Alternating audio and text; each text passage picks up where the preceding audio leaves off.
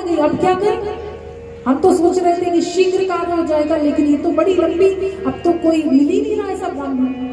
तो माता सीता ने कहा कि ऐसा ब्राह्मण मैं जानती हूँ जो जिसने कभी कहा किसी के यहाँ से भिक्षा लेकर नहीं खाया। कौन है ऐसा ब्राह्मण? तो कहा लंका के राजा महाराज रावण ने कभी किसी के यहाँ से भिक्षा लेकर की भोजन नहीं किया। आप उनको यहाँ विराज कर, उनको यहाँ बुलाइए, निमंत्रित कीजिए, उन्हें भोजन कराइए, उन्हें संतुष्ट कर दीजिए, आपका ये दोष मिट जाएगा। संदेश भेजा गया महाराज रावण के यहाँ, लेकिन रावण नहीं थे, वहां पर थी मंदोदरी। सेवक ने कहा, दूत ने कहा कि मैं अयोध्या से आया हूं और महाराज दशरथ के यहाँ पर महाराज रावण का निमंत्रण आमंत्रित करने आया हूं उनकी ओर से। मंदोदरी ने सुना और कहा कि वो अवश्य आएंगे, आप जाइए, चिंता मत कीजिए। रावण आया तो रावण को कहा कि आपको अयोध्या जाना है, लेकिन हे स्वामी आज तक मैंने आपसे कुछ भी नहीं मांगा, आज तक मैंने आपसे कुछ भी नहीं मांगा, आज मैं आपसे कुछ मांगना चाहती हूँ। रावण ने कहा कहो देवी, ऐसा कुछ भी नहीं है जो लंकापति रावण आपको ना दे सके। कहा कि मुझे ये समृद्धि, ये पैसा, ये धन संपत्ति नहीं चाहिए, मुझे एक वचन चाहिए स्वामी। क्या वचन चाहिए? तो कहा ये वचन चाहिए कि आप जब महाराज दशरथ के यहाँ जाएंगे, बोले हाँ जाएंगे। आप भोजन करेंगे, बोले हाँ सही है भोजन करेंगे। तो कहा इसके बाद दक्षिणा भी लेंगे, तो कहा हाँ। तो कहा दक्षिणा में आप वो लेंगे जो मैं कह रही हूँ। तो कहा बताओ क्या कहना है? तो कहा दक्षिणा में आप मांगेंगे आपको मुक्ति चाहिए। क्या मांगोगे? मुक्ति मांगोगे महाराज। रावण ने कहा ठीक है, और कहा स्वयं के लिए नहीं, हमारे संपूर्ण असुर वंश के लिए, मेरे पुत्र पौत्र जितने भी हमारे कुटुंब जन हैं सब के लिए मुक्ति मांग के आ गया। तो बोले ठीक। अब रावण गए भोजन करने, जैसे बैठे तो महाराज दशरथ आए तो कहा एक बात बताइए, निमंत्रण किसने भिजवाया था? बोले मैंने भिजवाया था। बोले किसके कहने पर भिजवाया था? क्योंकि ब्राह्मण है, रावण बड़ा ब्रह्मज्ञानी, सब कुछ जानता था। तो कहा मैंने अपनी बहू सीता के कहने पर भिजवाया था। तो बोले आप हटिए, जिसके कहने पर हम यहाँ आए हैं, जिसने हमें निमंत्रण दिया है, वही हमें परोसे तब खाएंगे। तो माता सीता आई, उन्होंने परोसा, रावण ने भोजन किया। भोजन करने के बाद दक्षिणा देनी पड़ती है, तो दक्षिणा के लिए महाराज दशरथ आए। बोले आप दक्षिणा नहीं दे पाएंगे, जिसके कहने पर हम यहाँ आए हैं वही हमें दक्षिणा देगी, तभी संतुष्ट होंगे। तो माता सीता आई, कहा कहिए ब्राह्मण देव, क्या आपकी हम सेवा करें, आपको क्या हम दक्षिणा दें? तो कहा यदि देना चाहती हो देवी तो हमें दक्षिणा में मुक्ति दो। क्या दो? अब जैसे ही मुक्ति कहा तो माता सीता तो संकोच में आ गई, मैं मुक्ति कैसे दे सकती हूँ? मुक्ति देने वाले तो ऊपर अटारी में बैठे, वहां पर श्री राम बैठे। माता सीता ने श्री राम की ओर देखा तो श्री राम ने कहा ब्राह्मण देव है, दक्षिणा में मांग रहे हैं, दे दो। तो कहा ठीक है। बोले मुझे मेरे लिए नहीं, मेरे सभी कुटुंबवासियों के लिए, सभी कुटुंबियों के लिए मुक्ति चाहिए, तभी संतुष्ट होकर मैं उठूंगा। तो ब्राह्मण देव को संतुष्ट तो करना, बोले सबको मुक्ति दी महाराज। तो मुक्ति के स्वरूप है कौन? मोक्षदाता कौन है? श्री राम प्रभु। और जब तक मनुष्य के जीवन में भक्ति नहीं आती, मुक्ति संभव नहीं है। और माता सीता है भक्ति स्वरूपा, इसलिए रावण के यहाँ पहले माता सीता गई और उसे जब भक्ति लंका में पहुंच गई तो मुक्ति स्वरूपा श्री राम जी को उनके पीछे पीछे लंका जाना पड़ा और सभी असुरों को मुक्ति देनी पड़ी महाराज। तो ये कमद्य रामायण जो है, तमिल की रामायण, वहां से ये प्रसंग है महाराज। और यहाँ पर महाराज अम्बरीश की भी कथा आई कि कैसे भक्त वो हैं जिन्होंने अपनी भक्ति परायणता से सत्य पर इस प्रकार से चले कि जब दुर्वासा ऋषि उनसे कुपित होकर उन्हें कृत्या नाम की राक्षसी से जला देना चाहते थे, तो भगवान का सुदर्शन दुर्वासा ऋषि के पीछे पड़ गया महाराज। और 1 वर्ष तक दुर्वासा ऋषि ब्रह्मलोक, कैलाश, वैकुंठ सब में घूमते रहे, कोई रक्षा कर ही नहीं पाया। आए वापस अम्बरीश के पास, और तब अम्बरीश ने कहा हाथों को जोड़कर कि यदि नो भगवान प्रीत एक सर्व गुणाश्रय सर्वभूतात्मा भावेन दुजो भवतु विचरा, कि यदि मैंने मन कर्म और वाणी से केवल और केवल अपने नारायण की भक्ति की हो, उनके अलावा किसी का ध्यान भी कभी मेरे चित्त को स्पर्श ना किया हो, तो हे सुदर्शन चक्र आप अपने तेज को लेकर उन्हीं के पास चले जाइए, दुर्वासा ऋषि को अभय दीजिए। तो चक्र जो है विदीर्ण हो गया, दुर्वासा ऋषि की रक्षा की महाराज अम्बरीश ने। और महाराज इसी प्रकार से आगे हम बढ़ते हैं। यहाँ पर चंद्रवंश का निरूपण बताया गया। शिव सुखदेव जी कहते हैं कि नारायण नारायण के पुत्र ब्रह्मा, ब्रह्मा के आत्री, आत्री के चंद्रमा, चंद्रमा के पुरुरवा, पुरुरवा के गादी, गादी के विश्वामित्र, विश्वामित्र के नोश, नोश के यहाँ हुए 6 पुत्र, जिनमें से हुए ययाति, ययाति के यहाँ हुए यदु, यदु के हुए देवमीड़, देवमीड़ के यहाँ हुए अर्जन्य और पर्जन्य। इसी वंश में आगे जाकर हुए महाराज सूरसेन, और सूरसेन जी के यहाँ पर हुए महाराज वसुदेव। और वसुदेव जी के यहाँ कहते हैं कि पौरवी रोहिणी भद्रा मदिरा रोचना इला देवी की प्रमुखा सन्य पतन्य आनंद धुंधुले, कि महाराज वसुदेव जी की 7 पत्नियां, और 7 पत्नी में से सबसे छोटी है देवकी जी। देवकी जी के यहाँ पर अष्टम संतान के रूप में भगवान का प्राकट्य हुआ।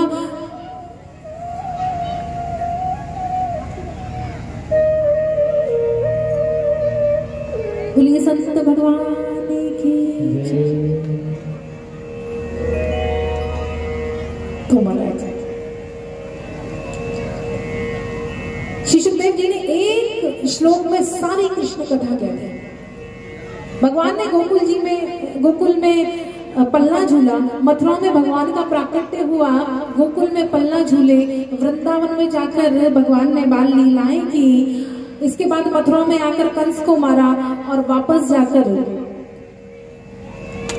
द्वारिकापुरी में जाकर भगवान ने अन्यत्र विवाह किए, और उद्धव जी को उपदेश देते हुए भगवान अपने धाम को चल चले। एक श्लोक में सारी कृष्ण कथा कहकर मौन हो गए, और जब मौन हुए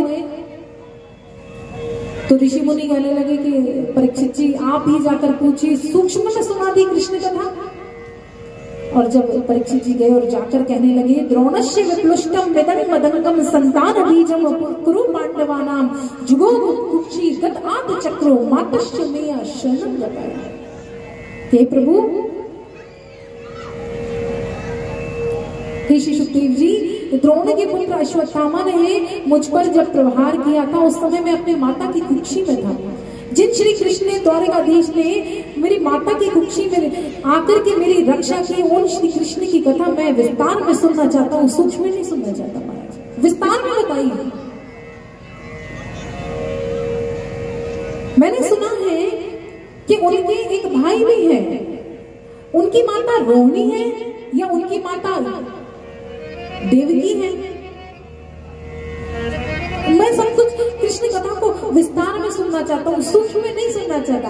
आपने मुझे सूर्यवंश का निरूपण सुनाया, सोमवंश का निरूपण सुनाया, श्री राम की कथा सुनाई, अन्य अवतारों की कथा सुनाई, मुझे बड़ा अच्छा लगा। लेकिन श्री कृष्ण की कथा को इतनी सूक्ष्म में नहीं सुन सकता, विस्तार में सुन सकता। तब श्री सुखदेव जी ने कहा राजन, 4 दिन आज हो गए, तुम एक आसन से कथा सुन रहे हो, मैं सुना रहा हूँ, जाकर कुछ जलपान ग्रहण करो।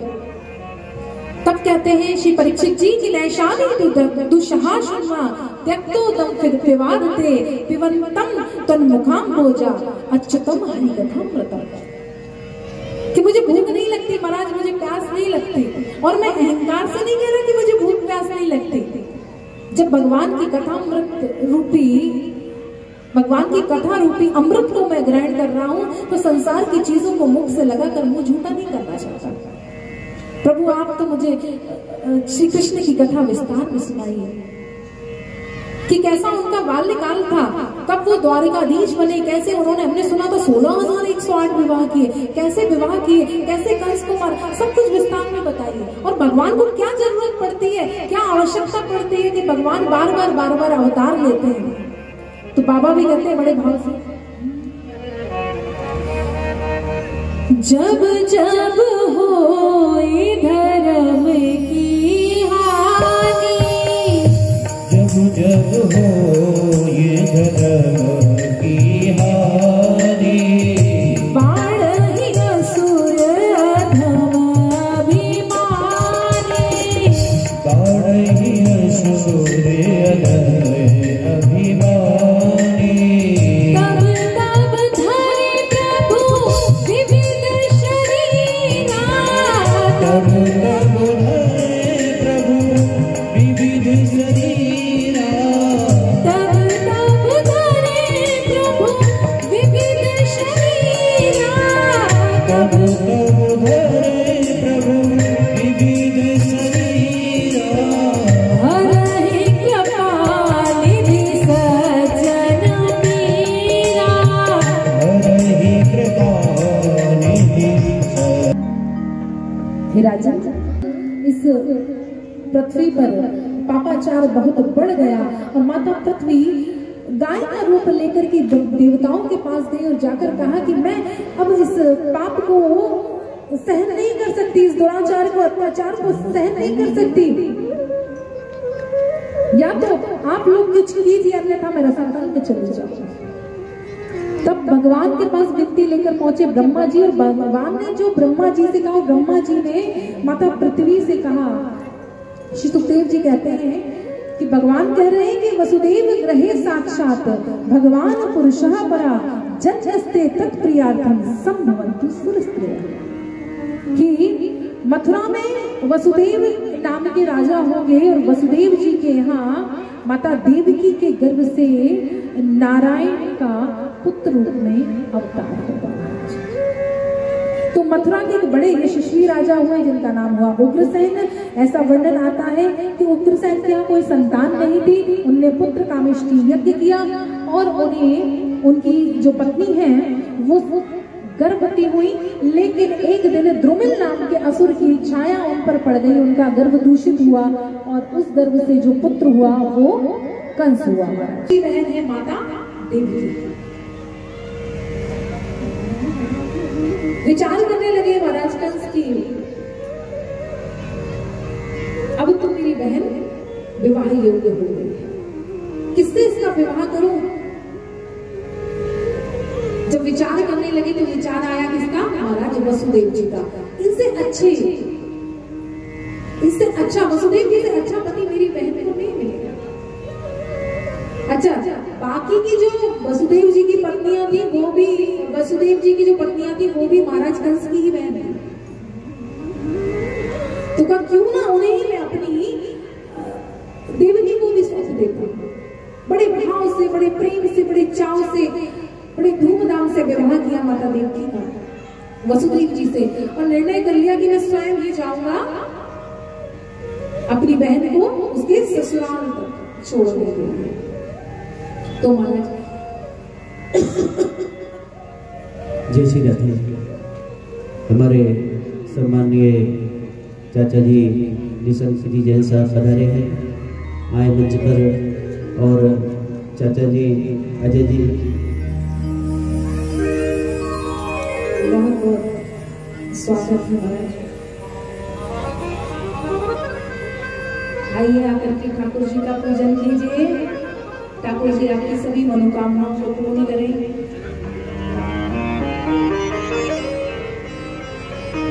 हम देख नहीं पाए, नहीं हम पहले ही बुला लेते हैं।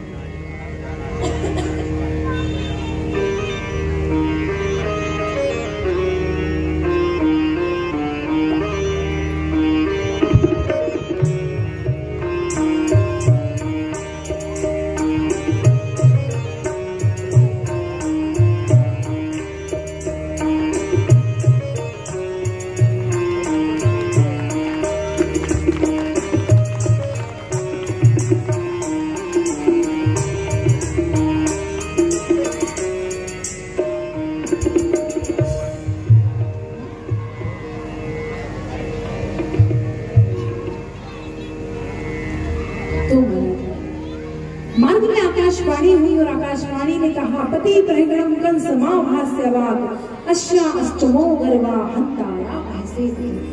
त्रिमूर्ख कंस जिस बहन को लेकर तू इतने बड़े भाव से जा रहा है, इसी बहन का अष्टम गर्भ तेरा काल होगा। और महाराज असुर किसे कहते हैं? असुर इन्हें ही कहते हैं। यदि तो कंस ने ये विचार कर लिया होगा कि मृत्यु तो एक दिन आनी ही है, यदि मैं अपने बहन के पुत्र के हाथों से मर जाऊंगा तो क्या हो जाएगा, मरना तो मुझे है ही, तो शायद कंस को इस तरह से मृत्यु ना आए। लेकिन अपनी मृत्यु की बात सुनते ही कंस विचलित हो गया और कंस ने अपनी तलवार निकाल ली और उसी बहन को जिसका कन्यादान किया था उसे मारने के लिए तत्पर हो गया। वसुदेव जी ने हाथ पकड़ लिया, कई प्रकार से कंस को मनाने का प्रयास किया, और जब नहीं माना कंस तो कहा कि देखो कंस, तुम जानते हो मैं झूठ नहीं बोलता, तुम्हें संकट देवकी की संतान से है, देवकी से नहीं है। और अभी अभी मैंने देवकी को अपनी पत्नी के रूप में उसका फणी ग्रहण करके लाया, तो इसकी रक्षा का जो भार है वो मुझ पर है। हमारे यहाँ जितनी संतानें होंगी हम आपको दे देंगे, आप जैसा चाहें उनके साथ करना, परंतु देवकी को मत मारो। कंस बात को मान गया। प्रथम पुत्र हुआ जिसका नाम हुआ कीर्तिमान, वसुदेव जी लेकर के पहुंचे कंस के पास। कंस ने उस बच्चे को देखा, कहा ये तो पहला है, मुझे तो 8वें से संकट है, कल ले जाओ वापस ले जाओ। इतने में देवर्षि नारद आ गया। उन्होंने कहा ऐसे ही करते करते यदि इसने 7 को छोड़ दिया तो 8वां इन्हें मारेगा नहीं, और इन्हें मारेगा नहीं तो वो संत जन जो इतने दिन से कारक ग्रह में बंद है उनका उद्धार कैसे होगा, उनका कष्ट कैसे मिटेगा। तो इसका पाप का घड़ा बढ़ाना पड़ेगा महाराज, क्योंकि पाप का घड़ा जब तक भरता नहीं तब तक फूटता नहीं महाराज। तो कहा क्या किया, नारद जी आए और आकर कहने लगे कंस, यहाँ वर्णन आता है कहीं कहीं कुछ संत जन कहते हैं कि नारद जी ने कंस को एक कमल का पुष्प दिखाया, कहीं कहीं ये वर्णन है कि रत्न जड़ित कंस के ही भवन में महल में एक रत्न जड़ित जो है कमल का पुष्प था उसे दिखाया। 8 पंखुड़ियां, बोला बोला इसमें कितने पंखुड़ियां है, कंस ने गिना 1 2 3 4 5 6 7 8, बोले 8। बोले 8वीं कौन सी है, तो कहा पहले की पीछे वाली 8वीं है। तो कहा यदि मैं पहली को पहली ना कहकर दूसरी को पहली कह दूं तो बोले महाराज ये तो गिनती बिगड़ जाएगी, तो पहला वाला जो है 8वां हो जाएगा। बोले तीसरे को कह दूं तो बोले दूसरा वाला 8वां हो जाएगा। तो कैसे पहचानोगे कंस, कृष्ण बड़ा छलिया है, कैसे पहचानोगे। जान गए कि नारायण छल कर सकते हैं, गए और जाकर नन्हे से बालक को आकाश मार्ग में घुमाया और भूमि पर पटक दिया। करते करते 1 2 3 4 5 6 संतान, 7वें आए शेष के रूप में, उनका स्थानांतरण कर दिया गर्भ का माता देवकी के गर्भ से माता रोहिणी के गर्भ में। और वही कल हम कथा सुनेंगे बलदाऊ जी की। यहाँ पर समय आ गया 8वें का, क्योंकि समय चल रहा है बहुत जल्दी जल्दी, तो हमें 8वां जल्दी बुला लेना चाहिए। तो 8वें का समय जब आया, माता देवकी गर्भवती हुई। तो इस बार माता की जब गर्भवती हुई तो हर बार माता को डर लगता था कि भैया आएंगे और मेरे बच्चे को मार देंगे, लेकिन इस बार माता को डर नहीं लग रहा, माता निर्भय है, माता आनंदित है, जैसे माता के जीवन के सारे संकट चले गए। क्यों नहीं महाराज, प्रथम श्लोक में ही कहा है कि सच्चिदानंद रूप है, आनंद का स्वरूप, आनंद का धाम जिन श्री कृष्ण को कहा जाता है वो माता के गर्भ में है। माता निर्भय है। और श्री सुखदेव जी भी कहते हैं कि भादो कृष्णा अष्टमी अर्धरात्र उन्मान रोहिणी नक्षत्र सुयोगति प्रकट होए भगवान। कुलीबाल कृष्ण लाल की जय। अरे धीरे से जय बोलना, तेज नहीं बोलना। अगर अभी नहीं बोलना तेज से जय, अभी तेज जय बोल लेंगे तो कंस जाग जाएगा। अभी तो भगवान को हमें गोकुल पहुंचा। तो चतुर्भुज रूप में यहाँ पर भगवान प्रकट हो गए। भगवान ने कहा कि हे माता, हे वसुदेव जी, आप आपने स्वयं मनवंतर में हमारी तपस्या की थी, और जब हमने आपको वरदान मांगने के लिए कहा तो आपने कहा कि भगवान आप जैसा पुत्र मुझे प्राप्त हो। मैंने मुझ जैसा इस संपूर्ण ब्रह्मांड में देखा, मुझे कोई नहीं मिला, लेकिन मैंने वचन दे दिया था, इसलिए वचन की यदि पूर्ति ना करो तो वो तिगुना वापस करना पड़ता है। तो मैंने विचार किया कि मुझ जैसा कोई और नहीं है, तो मैं ही 3 बार आपके यहाँ पर पुत्र बनकर आता हूं।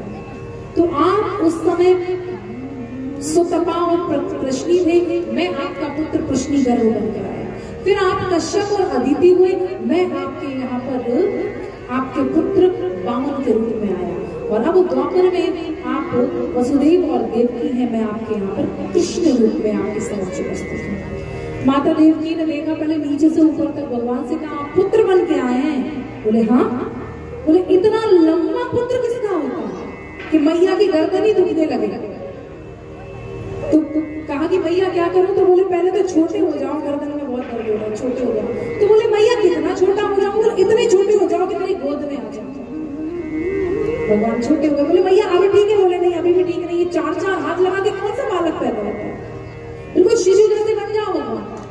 तो कहा ठीक है, 4 हाथ जो थे भगवान के तुम हटा दिए, तो भैया अब ठीक है? बोले नहीं। बोले अब क्या करें? तो इतना मुकुट माला और ये कपड़े पहनकर कौन सा बालक जन्म लेता है, ये सब हटाओ। तो भगवान एकदम दिगंबर अवस्था में आ गए, छोटे से। अब ठीक है? बोले मैया अब भी ठीक नहीं है।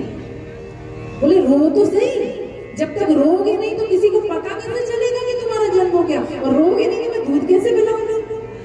तो यहाँ पर श्री सुखदेव जी ने वर्णन किया है कि मैया ने, कन्हैया यहाँ रोए हैं और मैया ने दूध पिलाया है, इसलिए श्री सुखदेव जी ने वर्णन किया है। जब माता देवकी को श्री कृष्ण ने आगे जाकर उनके 6 पुत्र कुछ समय के लिए वापस कर दिए थे, तब श्री कृष्ण से बचा हुआ दूध उन 6 पुत्रों ने पिया, अर्थात कि भगवान ने यहाँ दूध पिया था। तो महाराज भगवान ने चाचा जी आए मंच पर।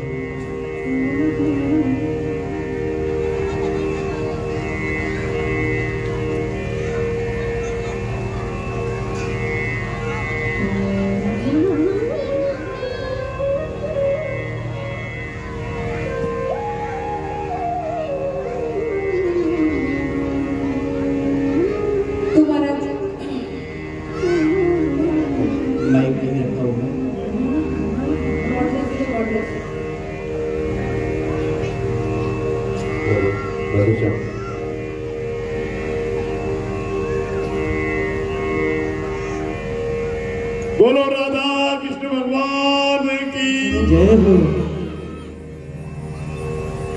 बड़े हर्ष की बात है, मैं बार-बार पिंकी का नाम भूल जाता हूं, अब मुझे नाम याद क्या है, पिंकी।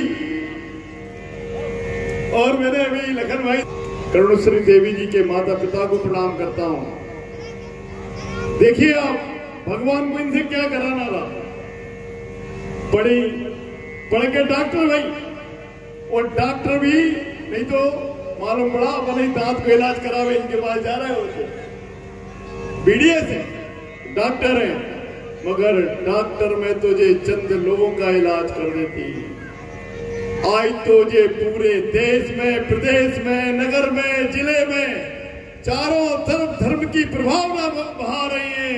मैं आपको प्रणाम करता हूँ। और माता बहनों, एक बात मैं आपसे कहना चाहता हूँ, तो ये भाव भी सुधर जाएगा और अगला भाव भी सुधर जाएगा। यही बात कह के मैं आप अपनी वाणी को विराम देता हूँ, और मेरी परमपिता परमात्मा से प्रार्थना है कि करुणेश्वरी देवी का नाम बासुधा ही नहीं, पूरे जिले ही नहीं, मध्य प्रदेश और देश में ख्याति के तौर पर विख्यात हो, ऐसी मेरी प्रार्थना है। मैंने पहले दिन की कथा भी सुनी, जबरदस्त सुधार है कथा में, निश्चित तौर पर। देखो यार, अब सही तो क्या अनुमति चाहता हूँ। जय श्री राम। हमें तो सब अच्छा लगता है, क्योंकि मैया जो है कन्हैया को कन्हैया नहीं कनुआ ही कहती थी, और जो बात, जो प्रेम, जो बात कनुआ में है वो कन्हैया में नहीं है, इसलिए जो प्रेम पिंकी में है वो कर्णेश्वरी में नहीं है। वसुदेव जी से कहा, पिताजी आप मुझे गोकुल में पहुंचा दीजिए, नंद बाबा के यहाँ एक कन्या का जन्म हुआ है, उसे लेकर के आइए और मुझे नंद बाबा के यहाँ नंद रानी मैया यशोदा के पास लिटा रहे हैं। वसुदेव जी ने कहा, हमें तो बेड़ियां लगी हैं, हम कैसे आपको उठाएंगे? तो कहा, मनुष्य यदि परमात्मा के पास आने का प्रयास करता है तो उसके सब बंधन अपने आप छूट जाते हैं। आप बस प्रयास कीजिए। जैसे ही प्रयास किया महाराज पहुंचे, वसुदेव जी की सारी बेड़ियां खुल गई, सैनिक सारे सो गए, कारागृह के जो ताले थे महाराज, जो बंधन थे, सब छूट गए, सभी सैनिक सो गए। मंद मंद वर्षा हो रही है। वहीं ऐसा वर्णन आता है, एक सूपा या डलिया रखी थी, उसमें कन्हैया को, कन्हैया तो कल होंगे महाराज, आज तो लाला ही है, लाला को पधराया, माथे पर रखा, वसुदेव जी निकल पड़े और सभी देवी देवता हाथों में पुष्प लेकर के पुष्प वर्षा कर रहे हैं। यमुना मैया आ रही अपने प्रीतम के दर्शन करने के लिए और वसुदेव जी लेकर जा रहे हैं कन्हैया को, और ऊपर से शेष नाग ने जैसे मानो छत्र से लगा लिया है कन्हैया पे। आइए हम भी भगवान का स्वागत करते हैं। स्वागतम कृष्णा, स्वागतम कृष्णा, कृष्णा कृष्णा, स्वागतम कृष्णा, स्वागतम कृष्णा, कृष्णा कृष्णा, स्वागतम कृष्णा, स्वागतम कृष्णा।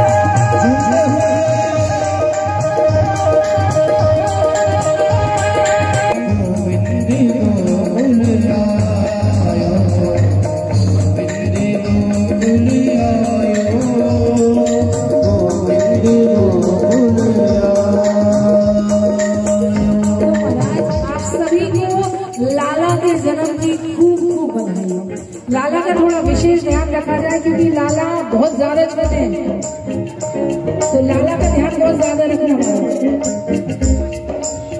सभी लोग ये ध्यान रखें कि कन्हैया जी हमारे अभी 1.5 महीने के ही हैं, तो बहुत ध्यान से कहीं वो घबरा ना जाए, उनका विशेष ध्यान रखा जाए।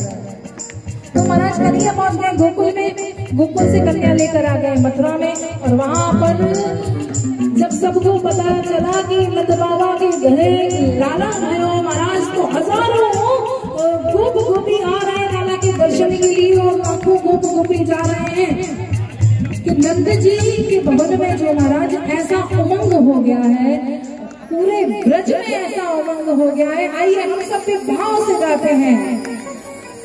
और नंद के आनंद भयो जय हो नंद लाल की, नंद के आनंद भयो जय कन्हैया लाल की, जय कन्हैया लाल की, जय यशोदा लाल की। नंद के आनंद भयो जय कन्हैया लाल की, जय हो नंद लाल की, जय यशोदा लाल की। नंद के आनंद भयो जय कन्हैया लाल की, जय कन्हैया लाल की, जय यशोदा लाल की, जय कन्हैया लाल की, जय यशोदा लाल की।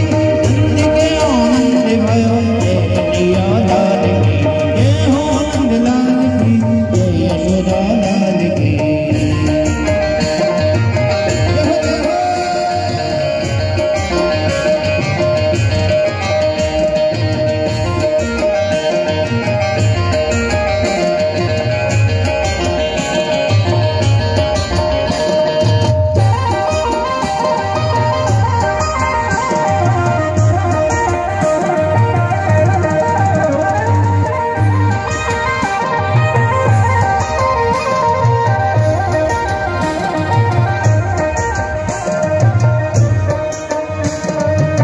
दीदी ने घोड़ा दीने,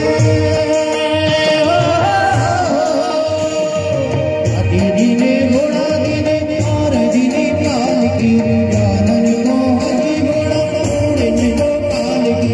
ब्रज में ब्रज में ब्रज में ब्रज में ब्रज में ओ मन भयो जय कन्हैया लाल की, जय हो नंद लाल की, जय यशोदा लाल की। ब्रज में आनंद भयो जय कन्हैया लाल की, ब्रज में आनंद भयो जय कन्हैया लाल की, ब्रज में आनंद भयो जय कन्हैया लाल की, जय कन्हैया लाल की, जय यशोदा लाल की, जय कन्हैया लाल की, जय यशोदा लाल की। ब्रज में आनंद भयो जय कन्हैया लाल की, ब्रज में आनंद भयो जय कन्हैया लाल की, जय कन्हैया लाल की, जय यशोदा लाल की। ब्रज में आनंद भयो जय कन्हैया लाल की, नंद के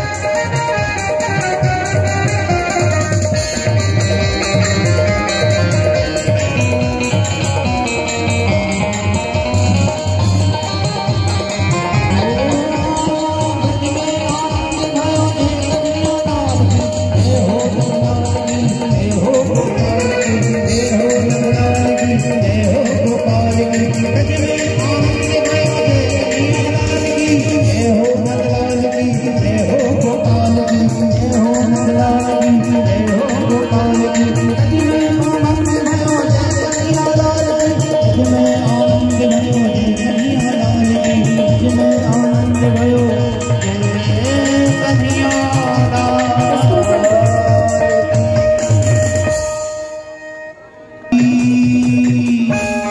ऐसे नहीं, सभी लंबे लंबे हाथ आंगन में बज रही आज बधाई, नंद जी के आंगन में बज रही आज बधाई।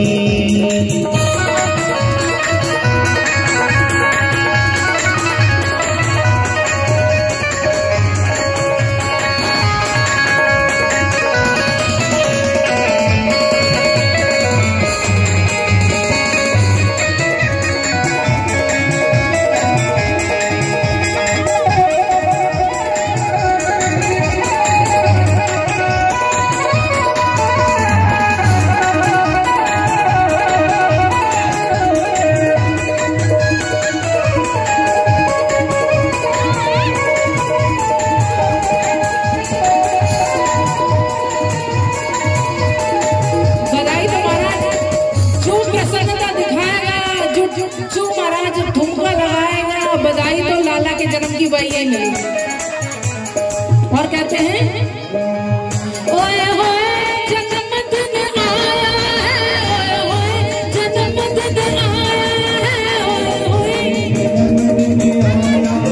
होए जन्मदिन आया है। सब झूमो नाचो गाओ और खुशियां मनाओ, सब झूमो नाचो गाओ और खुशियां मनाओ, सब झूमो नाचो गाओ।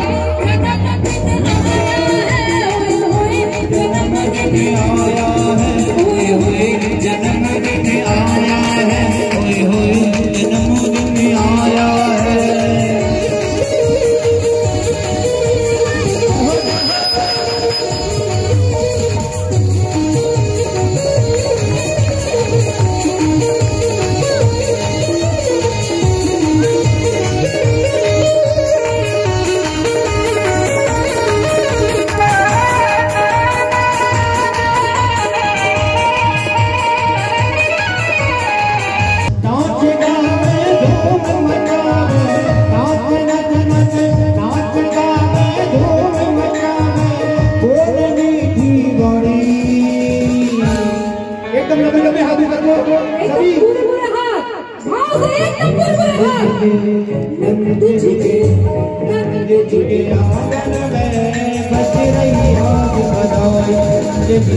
अमन में बज रही आज बधाई, आज बधाई।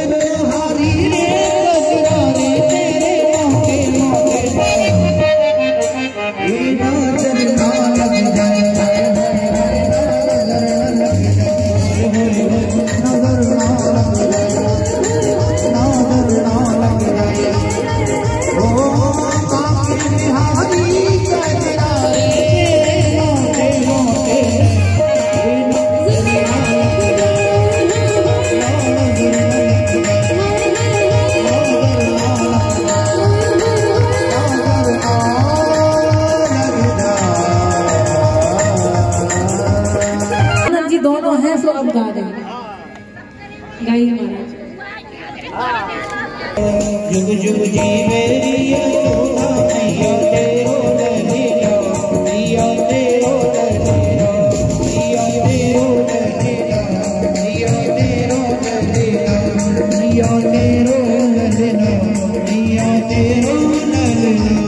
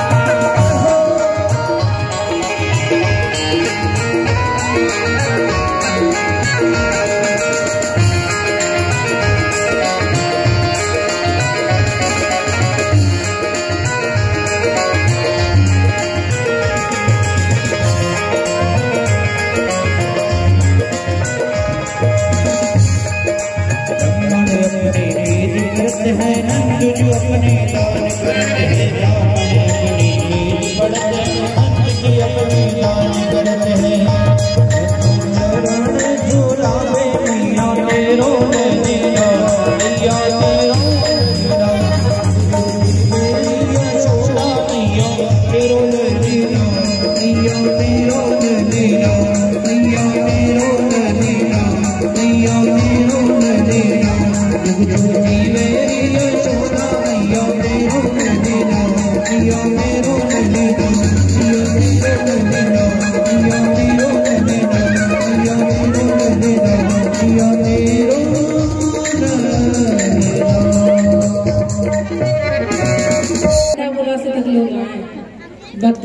जिन्हें कन्हैया से प्रेम होता है ना वो कहीं से भी आ जाते हैं। देखो हमारी मीनू दीदी आई, हमारी कृष्णा मामा आए, आज तो कृष्णा जी का प्राकट्य भी है। कृष्णा मामा आ गए, वो भी हमारी मामी जी के साथ, तो बड़ा आनंद हुआ।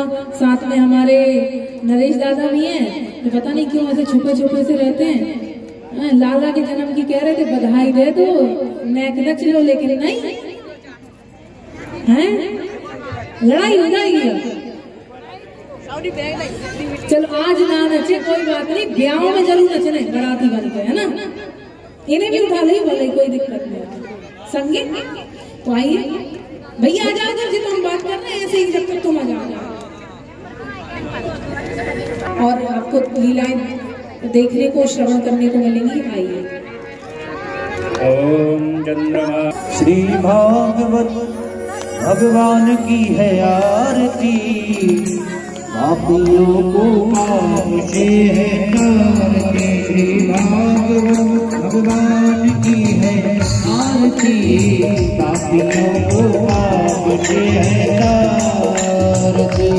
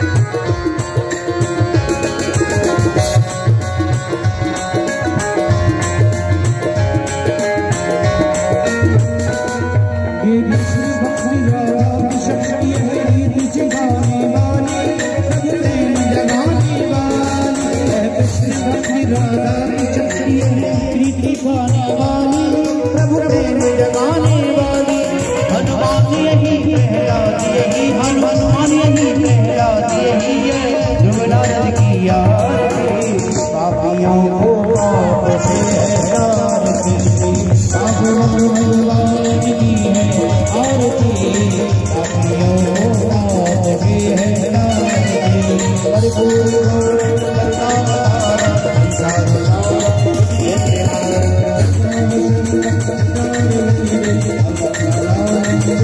ओम